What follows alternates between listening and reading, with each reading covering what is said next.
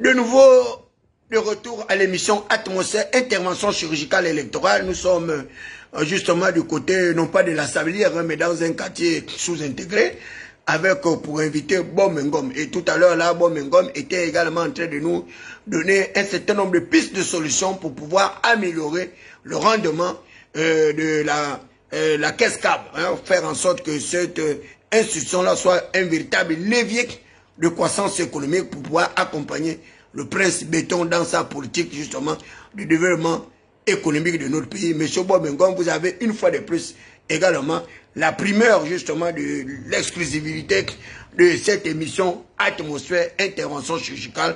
Et tout à l'heure là, nous étions en train de vous poser la question de savoir comment est-ce qu'on pouvait réorganiser justement votre institution, c'est-à-dire la caisse CAB, pour arriver à une amélioration significative justement des missions qui sont les vôtres. Et il y avait des directeurs généraux que vous avez également identifiés, qui ont apporté une aide réfléchie à la caisse CAB. Vous avez parlé justement de l'ancien directeur général Adrien Kongé-Sigone, qui est d'ailleurs un natif de Zomo, et Zomo qui malheureusement, voilà, qui est décédé, et Zomo est sorti dernier justement de cette campagne électorale pour la légitimation du pouvoir du prince Béton. Zomo, également, qui a abrité également un grand acteur politique, de mon nom de moindre, qui s'est battu également à côté de votre père, à côté de Yonaba, c'est-à-dire Nzoé Nguema. Et d'ailleurs, je mettais un sujet sur le fait que les gens justement de cette localité-là n'ont pas pu amener le prince Béton pour pouvoir également rendre un culte et un hommage particulier à ce pionnier qui s'est beaucoup battu pour la démocratie de notre pays. Vous avez parlé également d'Ossi Badjou et qui s'est fortement impliqué dans cette renaissance justement de la caisse CAB et Paul Lungulakia. Et donc c'est là où nous nous sommes arrêtés et nous donnons également l'occasion de poursuivre votre argumentation dans le cadre justement de solutions qui peuvent être mises en place pour réorganiser votre institution, pour lui donner un certain contenu et aider les pouvoirs publics à atteindre les fondamentaux du droit avec succès. Donc, M. Bomengom, le peuple gabonais est là pour vous écouter par rapport aux propositions que vous allez devoir faire pour améliorer le rendement de la caisse CAB. Merci pour continuer sur la question de la caisse stable. La caisse stable souffre tout simplement d'un pillage. Une malgouvernance. La malgouvernance par le pouvoir public, par le politique. C'est le politique qui nomme les directeurs généraux qui viennent successivement. Ainsi que les conseillers qui d'ailleurs gagnent beaucoup d'argent par rapport aux agents que vous êtes. Les conseillers de la caisse stable, le conseil du directeur général de la caisse stable, sont plus nombreux que les conseillers du Premier ministre. Alors là, le DG de la caisse a plus de conseillers que le Premier ministre. C'est pas possible. Il y a qu'au Gabon qu'il faut voir. Et avec un minimum de 3 à 4 millions de francs CFA par mois.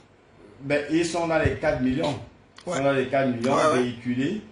Chauffeurs, tout, les bons de carburant. Les bons de carburant gratuits.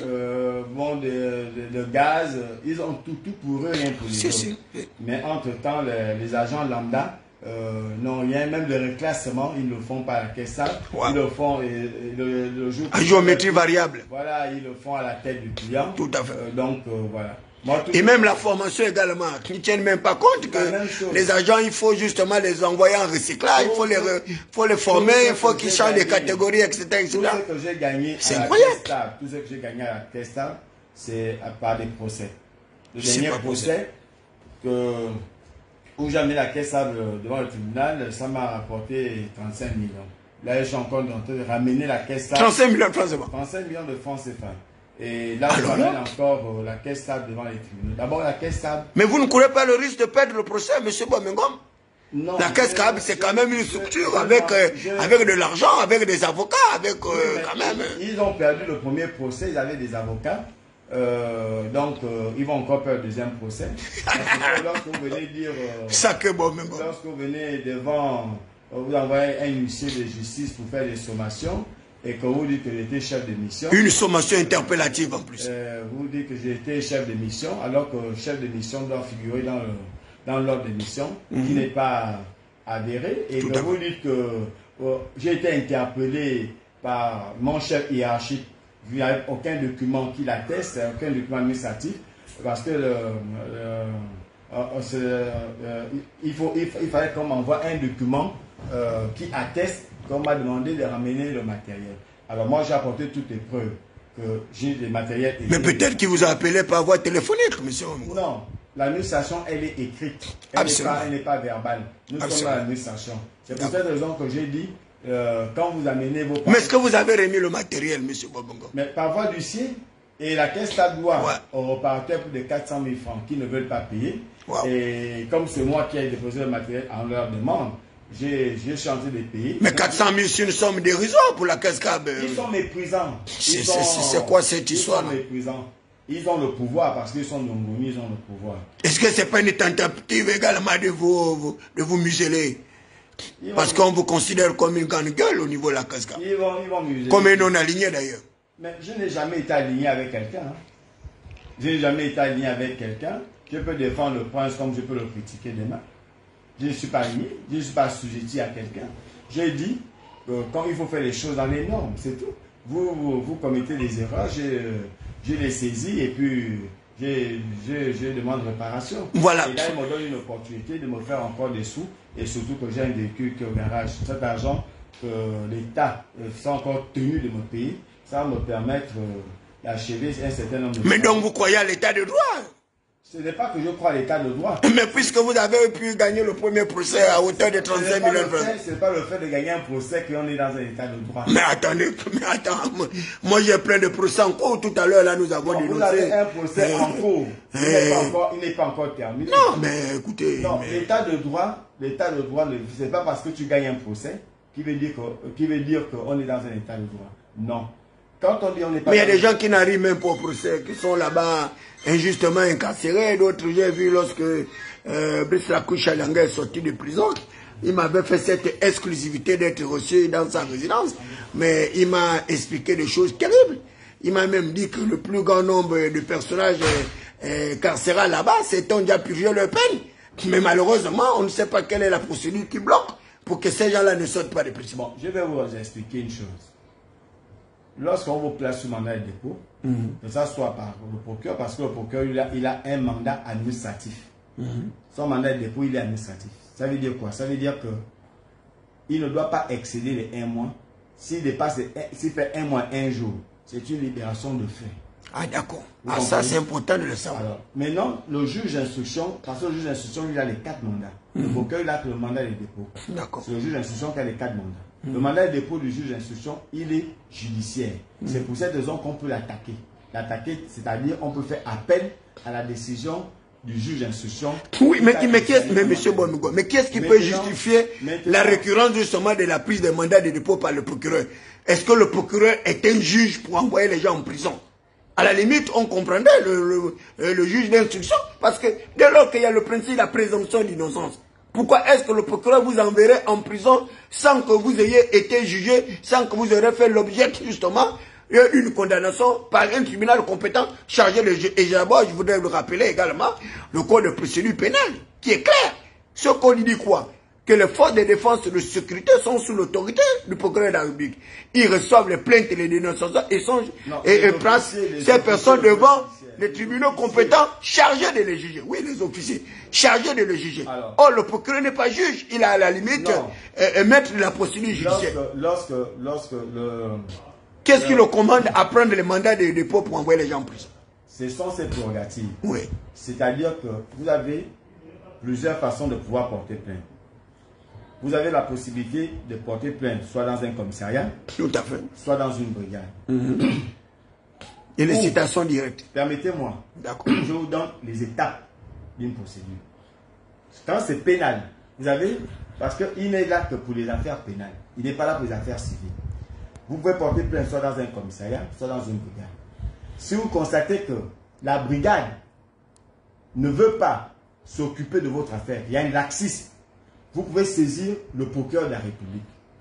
Si vous constatez que le procureur de la République fait du laxisme, vous pouvez porter plainte directement devant le procureur général de la République qui est de près de la cour d'appel.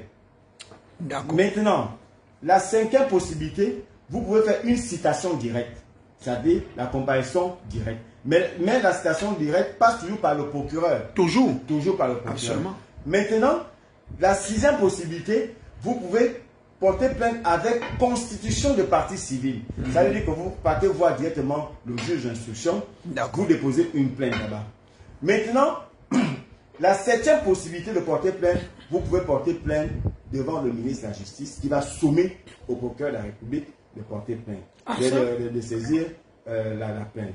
Maintenant, lorsque vous êtes face au procureur de la République, le procureur de la République est libre d'engager les poursuites parce que c'est le maître de poursuite. Poursuite judiciaire. Il est libre de vous envoyer devant le tribunal pour être jugé. Il ne juge pas. C'est un magistrat debout. Parce qu'il est magistrat debout, parce que lorsqu'il fait son réquisitoire, il est debout. C'est à fait. Donc, c'est ça qu'on appelle le magistrat debout. Oui. Donc, quand il est libre... Rien à voir avec le magistrat de siège. Bien sûr. Il est libre de te placer sous mandat de dépôt. S'il te place sous mandat de dépôt, il doit te faire juger avant les 1 mois. Très bien. Maintenant, s'il estime que il y a de doutes qui planent dans ton dossier, que il te libère au bénéfice du doute. Je vous ai dit, il a la possibilité soit de te placer sous mandat de dépôt, soit de te laisser en liberté provisoire. D'accord. Soit la relaxe pure et simple. Ou encore t'envoyer devant le juge d'instruction. Mais pourquoi te relaxer au lieu de t'envoyer devant un juge d'instruction pour qu'on arrive au moins à un procès? Non. De deux côtés, on arrive toujours à un procès. La différence, c'est que... Mais dès lors qu'il vous a déjà libéré, est-ce que vous aurez encore la possibilité de porter plainte de nouveau? Le principe, c'est la liberté, c'est l'exception qui est la prison. Le procureur a l'opportunité de poursuite. Ça veut dire que quand vous êtes face au procureur, il a plusieurs possibilités pour toi. La première possibilité, c'est de te placer sous mandat de dépôt. Lorsque les charges sont avérées, ça veut dire que si on t'accuse de vol, que le vol est établi, il peut te placer sous mandat de dépôt. D'accord. La deuxième possibilité, si tu as des garanties de représentation, ça veut dire que tu ne vas pas fuir. Absolument. Il peut aussi te laisser en liberté provisoire. Je suis d'accord. Est-ce que vous comprenez? Je comprends. Maintenant, s'il constate que dans le dossier, ce sont des aveux par l'effet de la torture. C'est la relaxe pure et simple. Il te relaisse. Nombreux sont partis comme ça. C'est plus liberté provisoire. Nombreux sont partis. Mais quand il te place sous mandat de dépôt, ça veut dire que dans la semaine, dans les jours qui viennent, tu dois être jugé. C'est ça l'avantage lorsque le procureur te met sous mandat de dépôt.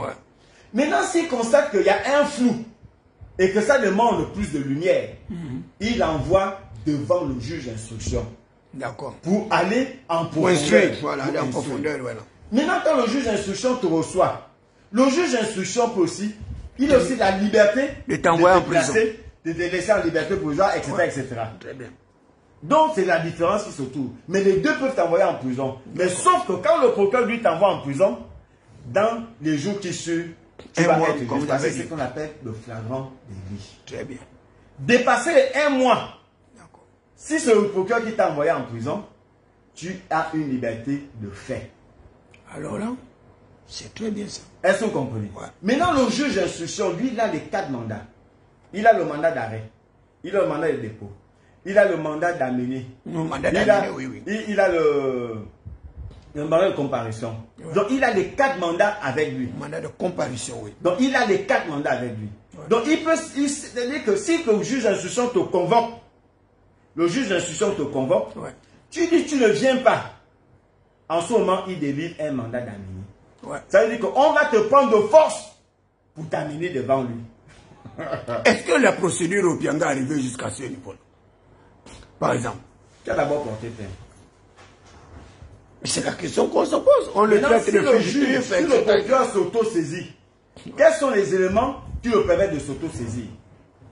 Plus que la question de Pianga qui s'oppose actuellement, c'est que Landry Washington dit que sa soeur, sa nièce a été violée, tantôt à 18 ans, Alors qu'à 18 ans, elle n'est plus mineure. Elle est majeure. Elle est majeure. Elle est pénalement responsable de ses actes, mais pas civilement.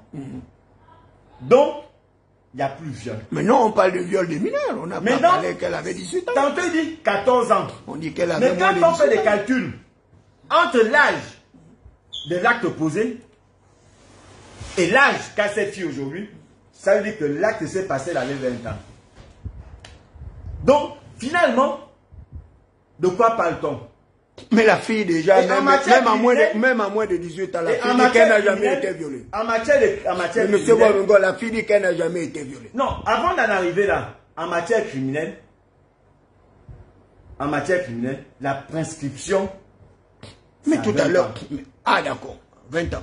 20 ans. En matière criminelle... Parce que tout à l'heure, je parlais justement des délais de prescription. En matière correctionnelle, c'est 10 ans. D'accord. En matière criminelle, c'est 20 ans. Ah d'accord. On est dans les délais. Donc, on est déjà... Ils ont largement dépassé les délais. Donc, on ne pouvait que poursuivre Opianga. Si l'affaire était avérée, que sur le plan civil, pour des dommages intérêts. Alors là, les personnes lésées, qui sont les personnes lésées? Et à quel moment Landry Washington a déposé sa plainte? Non, il a déposé la plainte. C'est l'oncle de la fille. À quel moment ils ont déposé la plainte? Non, mais il nous a bien dit que lorsque Opianga a porté plainte, lui également, il a déposé sa plainte. Donc, ça veut dire que même... Sinon, au départ, il n'avait pas porté plainte, il avait laissé. À partir de ce moment-là, la prescription, si c'était à 14 ans, elle est largement dépassée. Ça, c'est en matière criminelle. Parce que le viol est un crime. Deuxième moment, la fille elle-même que j'ai entendue, elle dit qu'elle n'a jamais été violée. Qu'elle n'a jamais été violée. C'est compliqué. Donc, d'où vient le... Mais la mère dit quand même que non, que c'est une affaire avérée. On ne comprend pas. Non, même si c'est avéré, mais la victime elle-même dit, la personne lésée, c'est pas la mère qui est lésée. C'est pas Landry Washington qui est lésée. Ce n'est pas Stéphane Zé qui sont lésés. C'est la victime qui est d'abord lésée. Parce que comment vous allez faire un procès d'où les accusations n'arrivent même pas à porter la preuve de leurs allégations. Et la victime dit ne pas reconnaître les faits. C'est incroyable. C'est impensable. Donc tout le problème est là, à ce niveau. Maintenant, si on peut laisser d'abord tomber même ça. Ouais. Mais où est-ce qu'on laisse la procédure que Opianga a entamée contre Landry et Stéphane Zen? Mais paraît-il que même la fille dont on accuse d'avoir été violée a également porté plainte. Ce n'est pas là-bas, mon... Je vais étape par étape. Où se trouve la procédure? Plus que même le juge d'instruction qui a instruit ce dossier a été affecté disciplinairement à Mouela. Non, mais ça, on n'est pas au courant, monsieur Boamémo. Mais ça, c'est vous qui l'apprenez. La dame a été affectée à Mouela. Non, mais l'information que vous donnez, c'est une information avérée ou bien non? Allez-y vérifier. Non, mais monsieur Boamémo, vous savez, nous sommes à l'émission Atmosphère. Monsieur, il faudrait véritablement nous donner des informations qui soient vraies. Je ne suis pas là pour vous faire plaisir. Je vous dis, allez-y vérifier ce dont je vous parle. C'est pas croyable. Allez-y à Mouela. Vérifiez si ce que je dis est faux. Allez-y vérifier. Donc, où est partie sa procédure, cette dame elle-même, qui a été outragée? Pourquoi le procureur ne s'est pas auto-saisi? Donc, qu'on arrête de venir distraire. On peut encore aller même plus loin. Paraîtrait-il que l'État gabonais avait gagné un procès en France? Mais qu'est-ce qui motive? Et Opianga a porté plainte. Pour quelle raison l'agent judiciaire? Pourquoi l'agent judiciaire? La question sur le marché. Mais bien sûr. Oui. Mais où est-ce qu'on nous en sort? Pourquoi le prince n'en parle pas? Pourquoi? Mais est-ce que ce n'est pas toutes ces questions qui ont véritablement Pourquoi Confinet et nous n'en parlent pas? Pourquoi Landry Washington n'en parle pas? Pourquoi on l'appelle comment? Jules Mekamba n'en parle pas. Ces activistes du palais, pourquoi ils n'en parlent pas? Oui, la question sur le marché. Pourquoi Geoffroy Fumula n'en parle pas? Ce n'est pas assez grave pour le pays? Alors là, vous nous apprenez des choses. Pourquoi venir distraire les Gabonais pour autre chose? Pourquoi on veut nous distraire pour autre chose? Pourquoi? Donc, encore, quand on parle de sommes indûment perçues à hauteur de milliards de francs CFA. Bien sûr. Hein? Pourquoi le prince au détriment de l'État gabonais? Vous demandez au colonel Bafumbi, qui dit que leur main ne tremblera pas. Pourquoi leur main tremble? Pour ce dossier. Maintenant, c'est les charges contre Opianga qui prospèrent bizarrement. Et vous parlez d'état de droit. Quel état de droit parle-t-on? Landry Washington n'apporte rien. C'est vrai que le certificat médical peut être monté de toutes pièces. Mais la personne dit, je ne me reconnais pas là-dedans. Mais vous allez monter un certificat médical. Vous montez un certificat. Si la personne elle-même dit ne pas avoir été violée. Comment le procureur fait demander de l'arrêter alors que la plainte ne vient même pas d'elle? Incroyable. Voilà vos magistrats. Voilà vos magistrats. Quand je dis que les magistrats ne doivent pas être à la solde du pouvoir, mais malheureusement c'est ce que nous voyons. Non, mais même le chef de l'État lui-même, il a dénoncé les manigances du pouvoir judiciaire. Il a même parlé d'arriver à une espèce d'indépendance justement de la justice. Non, mais on ne va pas tout ramener au prince béton. On ne va pas être responsable de tous les péchés de Jupiter et de Saturne. Ouais, même du radisme, M. Bobengom. Est-ce que vous savez que Landry devait partir en prison avec Stéphane Zeng par le juge d'instruction? Qui les a empêchés d'aller en prison si ce n'est pas lui-même? Comment si c'est lui-même? Vous avez la preuve de ce que vous dites? Monsieur, vous savez ce qu'est un juge d'instruction? Le juge d'instruction est le seul magistrat au Gabon qui peut te convoquer lui-même, t'entendre sur PV et te placer sur mandat de dépôt. C'est le seul magistrat qui a ces capacités. Parce qu'il est à charge et à décharge. Vous me parlez de quoi? Le juge d'instruction est le seul qui a 4 mandats, les 4 mandats. Le procureur n'a qu'un mandat. Vous me parlez de quoi? Il est à charge et à décharge. Il te convoque, il te place. Et de ce magistrat-là que vous venez de parler, qui a intervenu pour Landry Washington? Qui a intervenu pour Landry Washington? C'est le prince de béton. Je le dis haut et fort. Écrivez ça. Écrivez ça. Moi, je ne suis pas dans cause du cause, je cause. Landry Washington a échappé à la prison par l'intervention du palais. Et on sait que le prince s'initie dans les affaires de la justice. Mais où je suis d'accord avec le prince de béton, parce que c'est bien fait pour les magistrats. Parce que, quelle était la motivation des magistrats d'aller en grève? Et quelle est la motivation pour que les magistrats lèvent leur grève? C'est quoi la motivation? Parce qu'on les a nommés les uns et les autres dans des commissions. C'est pour cette raison qu'ils ont suspendu leur grève. Alors là, où est passée leur dignité? Où est passée leur éthique? C'est pour cette raison qu'on se retrouve avec des moins que rien qui viennent parler des magistrats. Mais le chef de l'État lui-même, il a bien dit que nos magistrats sont presque de corrompus, qu'ils n'arrivent pas à accomplir leurs tâches avec sérieux. Qui demande, avec exemplarité. Qui demande de faire des jugements politiques si ce n'est pas lui-même? Non, mais comment ça? Monsieur, je vous ai dit c'est inédit au Gabon. Que vous allez pour rendre une décision de siège. Tu sais qu'on appelle une décision au siège? Ça veut dire on vous juge tout de suite, on rend la décision aussi. Ça fait plus de 4 heures pour l'affaire de Steinville. Ça peut passer dans les records de pub Guinness. En matière correctionnelle, ce n'est jamais vu au monde. Parce que le politique s'est initié. Est-ce que les magistrats eux-mêmes ne revendiquent pas, n'ont jamais parlé, n'ont jamais fait état? Vous savez pourquoi ils ont repris le travail? Vous savez s'il n'y a pas eu de la pression politique? Vous savez ce que les magistrats subissent?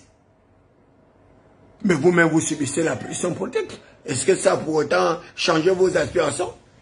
Nous ne sommes pas tous pareils. Ah alors, nous ne sommes pas tous pareils. Il faut bien que les gens assument la responsabilité de leurs actes. Oui, j'ai dit, pour pas éthique, ils n'auraient pas dû l'accepter. Et par éthique, les magistrats devraient faire front, devraient être un pour en découdre avec votre ami nazi. Monsieur Bobengom, nous avons vu également le ministre de la Justice, qui est d'ailleurs un ancien membre de cette opposition que j'ai qualifié d'opposition maquilleuse, comparable d'ailleurs à des gars se prostituer, dévergonder la baie de Couchon, aux odeurs d'une boniche en putréfaction, qui se trouvait en France, prétextant qu'il allait extradier et les activistes gabonais de France. Et à l'époque, j'en riais, je disais, ben écoutez, vous voyez bien que c'est de la manipulation, ce n'est pas possible d'expatrier un Gabonais de la France, le ramener au Gabon. Et les procédures, ils n'en savent pas, mais moi, David Bakoma, je suis certainement l'un des rares à connaître les procédures, comment expulser ces personnes. Il y a également le cas du jeune compatriote qui avait été assassiné, et d'ailleurs qu'on a jugé à titre posthume, et le compatriote qu'on a accusé, qu'on a jugé, condamné, est en France. Et chaque jour, il danse. Il danse, à chaque fois qu'il danse, il change les habits. Tantôt il est en cosmonaute, tantôt il est en joueur de rugby et autres. Et il est en France, il ne peut inquiéter. Mais finalement, le ministre de la Justice qui avait promis extradier ce Gabonais criminel qui aura assassiné une jeune fille avec également l'extradition des activistes gabonais qui vont en France, le dossier se trouve où, M. Bobengo? Je vais d'abord vous dire une chose. Moi, le prince de béton, le prochain gouvernement, s'il y a deux ministres qui ne devaient pas faire part, il y a le ministre de la Justice et il y a votre Laurence Ndo. Les deux là, ils ne devaient même plus faire partie du gouvernement. Pourquoi? Mais ce sont des intentions que vous donnez? Non, laissez-moi argumenter. Bon, argumentez, donnez-nous des justificatifs. Laissez-moi en train de vous dire ceci. Madame Laurence Ndo, lorsque elle prétendait être contre le système, naturellement qu'elle avait nourri en 2009 et qu'elle avait supporté et qu'elle avait validé cette élection en 2009. Et c'est la même Laurence Ndo qui est partie se retrouver en France et qui avait parlé des charniers. Tout à fait. Avec un nom exorbitant de 300. Des décès, de morts, etc. Et qu'ils avaient été enterrés, que ce charnier se trouvait à la cité de la démocratie. C'est incroyable. Jusqu'à aujourd'hui, on n'en parle plus. Le ministre de la Justice avait aussi confirmé les mêmes faits. Et c'était inédit. Et c'est les mêmes qui refusent aujourd'hui, comment on appelle ça, vérité, justice, réconciliation, que ça. Avant d'en arriver là, je ne vais même pas en arriver là. Vous m'avez posé une question, je réponds à cette question. Et ensuite, c'est le même quand il est devenu ministre de la Justice. D'abord, il a eu l'opportunité de pouvoir faire la lumière qu'il n'a jamais fait. Yaramsea, c'est commis également qui vous dit bonjour. Bonjour, commis. Et ensuite, il est venu, il a dit aux Gabonais qu'il y a une poursuite contre Ali Bongo. On a entendu Ali Ben un jour. Jamais Ali Bongo, il joue de l'immunité présidentielle. Pour vous dire, je les enlevais pour leur incompétence notoire et caractérisée. Voilà le random avec la presse écrite. Les communicants. Et vous voulez laisser également Chalamba? Les communicants. Avec l'ancien ministre de l'économie. Les communicants demandent à Mme Laurence Ndo de montrer les critères d'attribution qu'elle ne veut pas montrer. Et je pense que demain, il y a une réunion d'apaisement avec cela demain. Pourquoi? Puisqu'elle a joué. Non, mais ils ont porté plainte. Hein? Attendez, puisqu'elle a joué, elle a bombé le torse. Pourquoi les rencontrer demain? Plus qu'au départ, un journal superstar en a fait le bruit depuis longtemps. Et ensuite, la même accepte maintenant de discuter avec Superstar et les autres. Mais qu'elle continue à bomber le torse, pourquoi les rencontrer demain? Mais c'est pour amener, arriver à une certaine accalmie. Vous savez très bien que le chef d'État... Non, lorsque vous êtes un homme d'apaisement, vous n'avez pas besoin d'en arriver là. Quand il a eu, quand ça a commencé... Monsieur Bomengom, nous allons aller très vite parce que je vois bien que nous sommes déjà sous écoute. Parce qu'on entend des voix des personnes qui nous suivent. Bon, vous connaissez les Gabonais, comment ils sont. Et nous ne disons rien de méchant, rien de mauvais, comme là, pour tout simplement éclairer la lanterne des Gabonais. Donc nous allons revenir en termes de conclusion, toujours dans la réforme engagée sur le plan justement de votre institution. Et nous allons clore ce débat parce que on est déjà sous écoute et ça ne sert à rien. Donc il y a des échos. On n'arrive plus à véritablement bien nous exprimer librement. Je les écoute de toutes les façons, vous êtes en direct. Ces écoutes ne me dérangent pas. Parce que je ne fais que dire la vérité.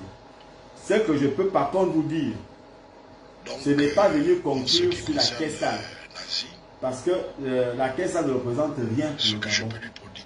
C'est une institution de l'État.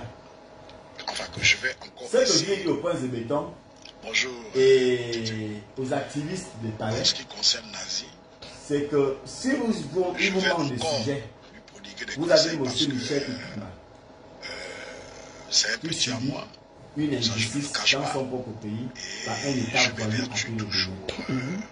Je demande au Prince de Béton. Gervais Ango également. Gervais Ango. Je demande au Prince de Béton. Qui prétend dire non pas que parler de la dignité ne plus dénoncer qui pense ou faire des lives, non. Je demande au Prince de Béton, je vais lui répéter encore une fois j'attire encore à Prince de Béton que une extrémiste, Nadine Ongaï, qui est en train de polluer les terrains de Jerry Meta, du côté du Cap, et de vieille maman du côté du Cap. Et j'ai passé plusieurs fois dans les réseaux sociaux.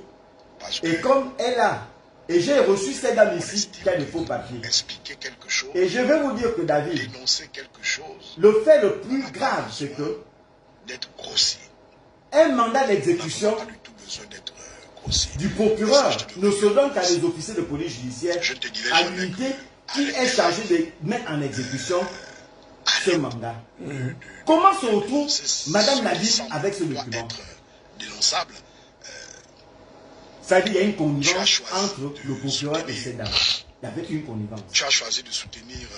Comment se trouve que Madame Nadine Ongaï se retrouve avec des ordres de mission du cadastre? C'est la manière. Un ordre de mission est personnel. Comment elle se retrouve avec des ordres de mission et une fiche où ils ont signé, où ils ont reçu de l'argent? C'est ça qu'on appelle de la corruption. Elle est venue devant Eric Otete. Je cite le nom, Eric Otete. C'était chez moi, ici, où elle voulait que je n'en parle plus. Où on voulait me proposer de l'argent. Oh! Je dis, Eric Otete est là. C'est pas possible. Donc, je te le répète encore ici. Et le Prince de Béton est au point de cette affaire. Mais comme c'est la Togovienne, le Prince de Béton, ça ne lui dit rien. Qui me suit. Elle le fait avec la bénédiction de ses frères à Togovienne qui sont à la NUPDC. Tout le monde le sait. Plus que même Charles Bernard connaît ce dossier. C'est tout ça qui fait vivre. Tout le monde connaît ce dossier. Personne n'est capable de dire à Madame Nadine Ongaï d'arrêter de polluer des Gabonais de vieilles mamans. Tout le monde en fait, ne dit rien. Je demande au Prince de Béton pour montrer aux Gabonais, je ne vais pas montrer à Bob Ngom que je suis contre vous. Je ne suis pas contre vous. C'est ce que je vous demande. C'est pour cette raison que je suis contre vous. C'est pour cette raison que je vous combat à cause des injustices que vous soutenez.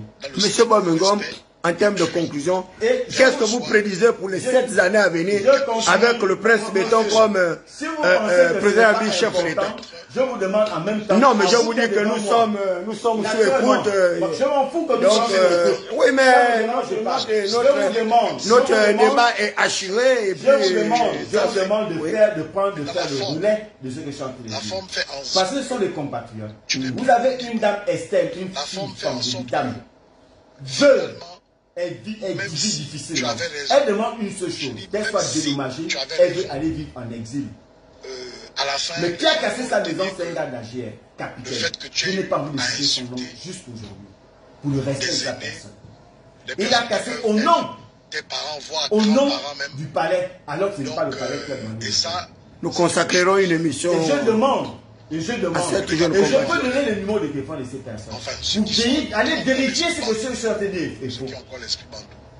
Si le Prince de Béton estime qu'il est là pour les Gabonais, et je lui redis, ce sont des Gabonais qui ont enlevé leur dignité. Est-ce qu'il attend que cette famille la meure pour venir faire le mea culpa comme il a fait au militaire qui a été tué par torture?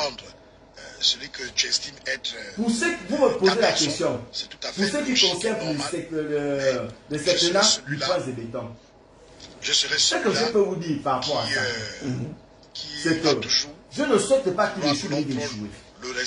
Je ne souhaite pas qu'il échoue, mais il va échouer brillamment avec élégance. Parce que pourquoi? C'est la France qui l'a placé. Il défend les intérêts de la France. Pourquoi? Il a un lobby gabonais qu'on appelle les pélégistes qui l'ont placé. Il a un lobby atogoviens qui sont des extrémistes, pas tous les atogoviens. Parce qu'il ne faut pas mettre tous les atogoviens dans le même panier. Vous avez un autre groupe des extrémistes du Wellington et qui se battent déjà pour les postes de ministre. Actuellement, nous parlons. Et vous avez la soi-disant société civile qui a pensé que leurs intérêts et non aux intérêts des compatriotes. Sans compter les syndicalistes également mieux. Naturellement, la société civile défend des intérêts des compatriotes. Mais n'oubliez pas également le clergé qui est rentré dans la même classe. Les pasteurs verront aujourd'hui c'est fort pire que le counabilisme. Je ne vais pas terminer. Parce que la société civile était la ressource du peuple gabonais. Où les Gabonais pouvaient aller se confier en sachant que cette société civile allait les protéger, allait les défendre leurs intérêts. Absolument. Mais on constate que cette société civile s'est servie du peuple gabonais pour leur propre. Comment est-ce qu'on en arrive là? Vous avez, avec la corruption, vous avez l'Église catholique qui s'est insurgée apostolique et romaine, plus les églises également. Joue le même rôle que Basile devait jouer à l'époque de Mabongo et d'Alimène. C'est le même rôle que le nouveau archevêque joue pour le prince de Béton. Alors qu'au départ, on l'a vu très virulent, très critique. On a pensé qu'il était clairvoyant, alors qu'ils n'étaient pas seulement en phase avec Alimène. Nous avons les églises éveillées qu'on connaît parfaitement. Vous savez, leur sortie hasardeuse, naturellement, vous connaissez le pasteur qui avait dit à un moment donné que Dieu a dit que c'était son moment, mais son moment lorsque ça ne les arrange pas, bizarrement. Et ça ne pas de démocratie. Ils utilisent le nom de Dieu pour endormir les chrétiens. Lorsque ça les arrange, les Gabonais. Vous avez une partie de Ngozi qui danse de boutique et qui pense faire des prédictions sur le pays en disant que le prince de Béton allait être président, le prince de Béton allait ceci, c'est envoyer de Dieu. Tout ça, ce sont des apprentis sorciers et qui n'apportent rien au prince de Béton. Ils ne cherchent que de l'argent. Et c'est l'argent qui va prendre dans les caisses de l'État pour continuer à les corrompre, pour continuer à faire ses louanges au détriment des populations gabonaises qui vont continuer à souffrir et qui ne vont jamais sortir de l'ombre. C'est pour cette raison que je vous dis, je ne crois pas à son mandat et je ne le féliciterai jamais parce que je n'y crois pas et je pense que ces personnes qui l'ont placé là, ils ne l'ont pas placé là pour l'intérêt des Gabonais, ils l'ont placé pour leurs intérêts. En tout moment, dans son gouvernement, ils vont emmener plus de 50 personnes, il va mettre son enfant. Il mettait de côté sa fonction tout ce monde-là, et Yerendo, ce sont ceux-là, et vous allez porter leur valeur. Le respect de l'aîné est primordial. Par éthique, par dignité, je ne pourrai jamais porter, je n'ai jamais porté leur valise, je n'ai jamais été franc-maçon ou pédégiste ou porter même au pédégiste. Écrivez ça. Je ne l'ai jamais fait et je ne le ferai jamais. Ce n'est pas possible. C'est pour cette raison que je continue à dire, je ne peux pas travailler avec le prince de Béton parce qu'il n'est pas là par lui-même. Mais le prince de Béton peut sortir de là. Il n'est pas impossible le prince de Béton de sortir de là. Mais ça demande une volonté personnelle. Il faut qu'il mette la peur à côté. Mais si quelqu'un n'a jamais pu faire un coup d'État, parce qu'il a été placé là, ce n'est pas là qu'il va avoir le courage de le faire. Et je vous dis encore, le 4 mai, par retraite, les militaires doivent partir en caserne.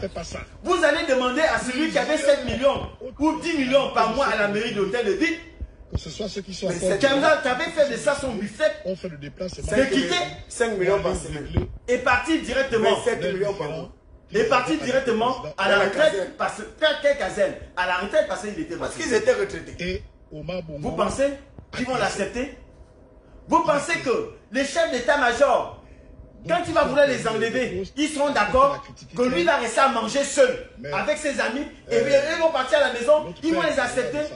Le prince de Béton doit comprendre que le rebelle sera brutal et qu'il doit se préparer à ces soi-disant amis militaires qui vont tenter forcément de le renverser. Ça, il doit s'attendre à ça. Et s'il ne s'attend pas, c'est qu'il est encore mal informé. Parce que déjà au niveau du renseignement, au niveau des services spéciaux, il y a encore une autre bagarre qui se trouve entre ses parents qui sont venus embouffer les services spéciaux. Donc chacun fait son pour n'importe quoi. C'était à travers de fausses communications d'ailleurs. Mais naturellement, avec les faux bureaux de renseignement. Naturellement, d'autres font des enlèvements. Depuis quand les services spéciaux l'étaient? On respectait, je parle au passé. Depuis quand ils sont devenus des officiers de police judiciaire? Depuis quand ils font des perquisitions? Depuis quand?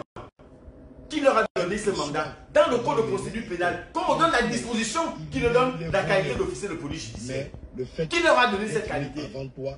Et aujourd'hui, il défait que le procureur de la République accepte le déferment des services spéciaux. Depuis quand ils ont autorisé la déférence? Ensuite, nous avons eu... Allez-y regarder la disposition de l'article 18 et l'article 5 du code de procédure pénale. Où est-ce qu'on parle de? On parle de où? La liberté... À quel niveau on parle de? Ils ne sont cités nullement quelque part. Quand ils font les perquisitions, quand ils font les arrestations arbitraires, ce sont des enlèvements, ce ne sont pas des arrestations. Quand chaque fois que les services spéciaux enlèvent, les services spéciaux sont là pour le renseignement. Ils ne sont pas là pour faire des arrestations, pour faire des enlèvements, pour faire des interpellations. Leurs interpellations sont des enlèvements. Donc, eux ne s'occupaient l'essentiel de la sécurité du chef de l'État. Ils sont là pour s'occuper de faire des micmacs. Dans le respect. Ce sont les micmacs qu'ils font. Voilà à quoi ressemblent les services spéciaux. C'est devenu, ils sont devenus comme des stapos à l'époque en Allemagne, à l'époque d'Adolf Hitler. Merci très chers compatriotes gabonais, vous étiez à l'émission Atmosphère Intervention Chirurgicale Électorale animée par le prince Adouma David Beakouma, le Minotaure de la baie de Cochon, la voix des sans-voix, la cristallisation des institutions légitimes du peuple souverain, garant de la légitimité populaire et institutionnelle. Et nous avons eu pour exclusivité l'invité Bob Mengom, matricule 212, candidat à la mort, le loup solitaire. Intervention chirurgicale qui est une émission à caractère pédagogique, à caractère didactique, avec un objectif prioritaire, la moralisation de la vie publique. Et là, nous avons bien vu l'expertise, le professionnalisme de Bob Mengom, qui constitue aujourd'hui un véritable jusqu'au boutiste. Celui-là qui dit qu'il n'aimerait pas voir le prince Béton échouer, quand bien même il ne voudrait pas faire preuve d'un pessimisme exagéré, encore moins d'un optimisme débridé, mais il dit au prince Béton de se débarrasser d'un certain nombre de facteurs bloquants s'il veut véritablement amorcer ce processus de légitimation du pouvoir en améliorant significativement les conditions de vie et existence des Gabonais. Nous reviendrons sur Bob Mengom la semaine prochaine, le temps de souffler. Vous étiez à l'émission Atmosphère et je vous l'ai dit que nous étions sabotés, vous voyez bien, et que nous sommes sous écoute et des gens tentent de nous empêcher de pouvoir terminer cette émission, mais qu'à cela, que Dieu ne plaise, nous avons pu réussir à avoir les derniers mots de Bob Mengom. Excellence, monsieur le président du chef de l'État, monsieur Brice Coteur, Olivier Demain, Bob Mengom n'a rien à voir avec tout ce qu'on dit de lui. C'est un compatriote gabonais qui veut véritablement vous placer sur orbite, faire de vous un véritable chef d'État à l'image d'autres chefs d'État. Un chef d'État totalement débarrassé des forces centrifuges, débarrassé de toutes les personnes viles et serviles qui veulent vous entraîner vers des lendemains déchantants. Et c'est pourquoi il le dit clairement qu'il prend acte de votre victoire à 94 et quelques pourcents, mais il vous le dit que cette victoire, vous devez la savourer avec beaucoup de réserve parce que le danger reste vivace et la crainte des lendemains désobligeants demeure. Vous étiez à l'émission Atmosphère. Merci très chers compatriotes de votre bien aimable écoute. Restez connectés sur ma page Facebook dénommée David Beakouma, le Minotaure de la baie de Cochon, la voix des sans-voix. Merci encore, monsieur Bob Mengom, que le Seigneur vous accorde la grâce, la faveur de rester vivant pendant ces 7 prochaines années et que votre défunt père, Bob Mengom, continue à être Mengwala Mengomatom, ce acteur politique, ce homme d'État, ce général sorti justement des grandes écoles militaires et continue justement à protéger, à préserver les intérêts de votre famille et que la dignité soit l'une de votre spécialité. L'honneur, c'est également celui-là qui doit continuer à conduire, à guider l'action de ce grand homme que j'ai connu, qui d'ailleurs, j'avais le privilège de m'asseoir sur son salon feutré au PK8 avec son fils Didier Mengomatom, que je salue au passage du côté de la direction générale justement d'une banque que je ne citerai pas le nom. Allez, ciao, ciao. Nous nous retrouvons dans un passé proche. Allez.